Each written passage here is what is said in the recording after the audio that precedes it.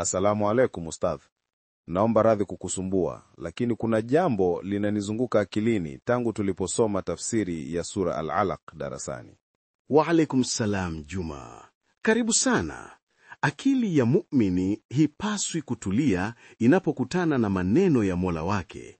Ni jambo gani hilo linakupa tafakuru mwanangu? Ni kuhusu aya zile za mwanzo.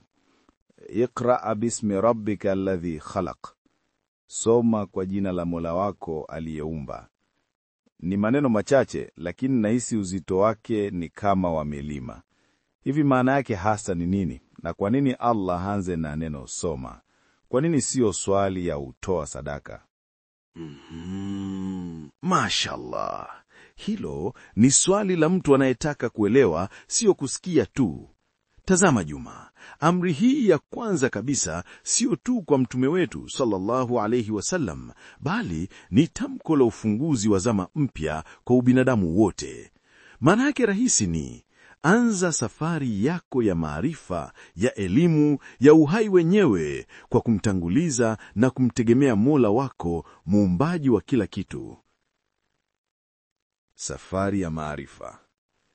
Lakini ustadh, Mtume sallallahu alaihi wasallam alikuwa hajui kusoma na kuandika. Jibril anamwambia soma, naye anasema mimi si msomaji. Hapa kuna hekima gani? Hekima yake ni kubwa ajabu. Kwanza, inatuonyesha kuwa chanzo hiki cha elimu sio akili ya Muhammad sallallahu alaihi wasallam, bali ni wahi kutoka kwa Allah, ni muujiza. Pili, inatufundisha kuwa kusoma hiki sio kusoma maandishi tu, ni kusoma na kutafakari maajabu ya uumbaji wa Allah. Na anapomwambia bismi rabbika, kwa jina la Mola wako, anamfundisha na kutufundisha sisi kuwa elimu yoyote isiyoanza kwa jina la Allah haina baraka na inaweza ikakupoteza.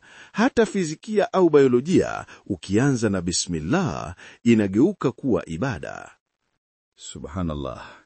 Sasa nimeanza kuelewa. Na vipi kuhusu aya ya pili? Khalaqal insana min alaq. Amemuumba mwanadamu kutokana na kipande cha damu. Hii inahusianaje na soma?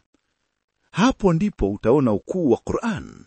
Allah anaunganisha amri ya juu kabisa, yani kutafuta elimu, na asili ya chini kabisa ya mwanadamu, donge la damu. Ni kama anatuambia, ewe mwanadamu unayetamani kupaa angani kwa mbawa za elimu, usisahau kama kwamba asili yako ni tone la damu linaloganda. Elimu isikufanye uwe na kiburi. Tazama, anatuponya kabla hatujaugua ugonjwa wa majivuno. Hili ni zito sana ustadh. Hivyo basi aya hizi zinatufundisha nini hasa kuhusu Allah mwenyewe na sisi kama Waislamu? Swali zuri. Kuhusu Allah, zinatupa sifa mbili kuu. Ar-rububiyya, yani Rabbik, Mola wako mlezi, yani yeye ndiye anayekumiliki, anayekutunza na kukuongoza. Na pili ni al-Khalq, yani aliyeumba, yani uwezo wake usio na kikombo. Anakuambia, yule ninayekuamrisha umtafutie elimu ndiye yule aliyekuumba kutoka kwenye kitu duni kabisa. Je, si atakuweza kukuwezesha kusoma na kuelewa? Inajenga imani na matumaini. Na kwa upande wangu kama Muislamu, ninawezaje kuifanyia kazi leo? Maisha yamekuwa na haraka nyingi. Usidanganywe na kasi ya dunia Juma. Fanyia kazi aya hizi katika mambo madogo madogo. Kila asubuhi unapoamka, soma Qur'an hata kama ni aya moja na tafsiri yake. Hiyo ni kutekeleza soma.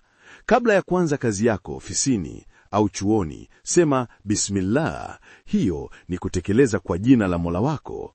Unapohisi chembe ya kiburi inataka kuingia moyoni mwako kwa sababu ya cheo au mali, kumbuka yamu mina alaq. Utarudi kwenye unyenyekevu. Huu ndio Uislamu hai. Wallahi ustadh. Nahisi kama nimepata ufunguo. Lakini ni matunda hasa gani nitayapata nikiishi hivi? Na ni hasara gani kama nitapuuza?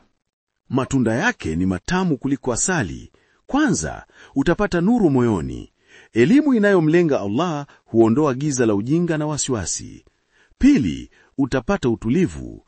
Utaelewa nafasi yako mbele ya muumbaji wako. 3, utakuwa mtu wa manufaa kwa jamii, utaondoa ujinga kwa wengine. Hasara ya kupuuza ni kinyume chake: kuishi katika giza la ujinga, kuwa na kiburi kinachokupeleka kwenye maangamizo, na kuishi maisha yasiyo na mwelekeo wala baraka. Ni kama meli baharini isiyo na nahodha wala dira. Ustadh, maneno yako yananichoma. Nafsi yangu inakiri ukweli huu, lakini mara nyingi ni nzito na mvivu. Inahisi inapinga. Inapenda mapumziko kuliko shida ya kusoma. Hii ni kasoro ya matamanio au ujinga? Hiyo ndiyo vita ya kila muumini mwanangu. Ni mchanganyiko wa yote mawili. Matamanio ya nafsi yanapenda uvivu, na ujinga unakufanya usione hatari ya uvivu huo. Dawa yake ni kuilazimisha nafsi na kuiombea msaada kwa Allah. Anza kidogo, tenga dakika 15 tu kila siku kwa ajili ya soma. Baada ya muda, nafsi yako itaanza kufurahia utamu wa elimu kama vile mwili unavyofurahia chakula kitamu.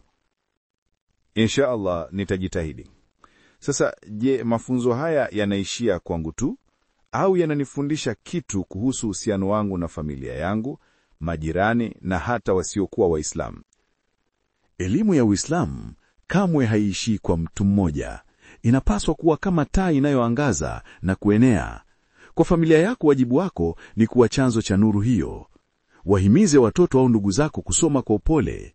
Kwa Waislamu wenzako, shirikianeni katika kutafuta na kueneza elimu. Na kwa wasiokuwa Waislamu, hii ndiyo hoja yako kubwa. Waambie, dini yangu ilianza kwa amri ya kusoma kabla ya karne 14. Inathamini elimu kuliko kitu chochote. Tumia aya ya uumbaji min araq kuwaonesha muujiza wa kisayansi uliothibitishwa leo, ili wajue huu si upanga wa Muhammad sallallahu alaihi wasallam, bali ni maneno ya muumbaji wa sayansi. Mashallah. Kumbe soma ni wajibu wangu binafsi na pia ni wajibu wangu kwa jamii nzima. Hii inanipa mtazamo mpya kabisa. Na misho ya yote, Ustadh, hii safari ya soma inanifikisha wapi katika safari ya akhera?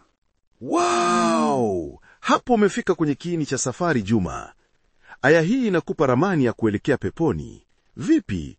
Kwa sababu huwezi kumwabudu Allah ipasavyo kama humjui, na huwezi kumjua bila kusoma. Elimu sahihi ndio inakuonesha njia iliyonyoka na inakutahadharisha na vichochoro vya shetani vinavyoelekea motoni. Kila unapokumbuka kwamba umeumbwa minahalak, thamani ya dunia na mapambo yote yanaporomoka machoni pako. Unatambua kwamba wewe ni msafiri hapa na unajenga nyumba yako halisi kule akhera. Soma ni hatua ya kwanza katika ujenzi huo. Alhamdulillah. Allah kulipe kheri, Ustadh. Umenifungua macho na moyo. Sasa naelewa kwa nini hili lilikuwa neno la kwanza. Sio tu amri, bali ni mwongozo kamili wa maisha.